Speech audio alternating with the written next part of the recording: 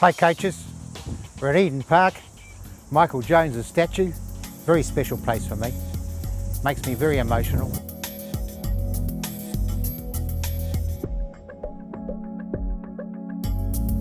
Welcome to Eden Park. Thanks for joining us. I know that we've done a lot of technical and tactical modules up to now, but there's been a big demand to talk about the game off the field and planning for the season. And I quite frankly think this is more important than the actual playing of the game, because if you get this part right, you can play to your potential. And it's about people. It's not about you as the coach. It's about that group of people becoming one. You know, the guys who manage the side and coach the side and condition the side, and the playing team becoming one.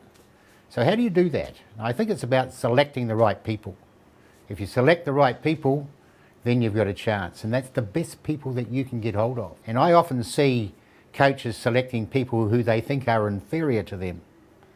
I think that's the right word, and I don't think that's the way you get great sides together. So you need the best people, people who are better than you. People like Wayne Smith, who I work with, who was the best coach I've ever worked with, outstanding in his culture of the team and in his knowledge of the game and his work ethic and things like that. So an assistant coach like that, a conditioning coach, a strength and conditioning coach who's going to give your guys the edge, a facilitator or a manager.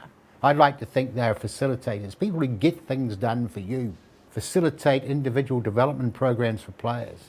They make sure they're happening because you are the coach. You need to coach that team to win on the park. So selecting of those people is critical, and the number is going to be your circumstance. Like the All Blacks had 14, the English had a lot more than that management, as you know.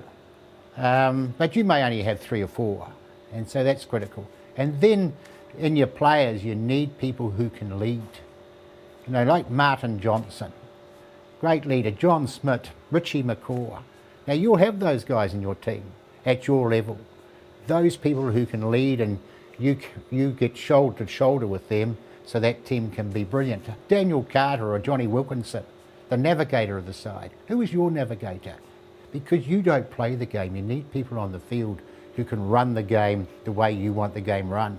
And the connection with the Martin Johnsons and the Johnny Wilkinsons or the Richie McCaws and the Daniel Carters, the connection of the coach to those people is absolutely critical. So if you're connected and on the same page, and it's black, everybody's on the same page, black and white, then you've got a chance. Then you've got a chance of doing it right. So my first advice is the right people to connect with and get tight with, who run that team.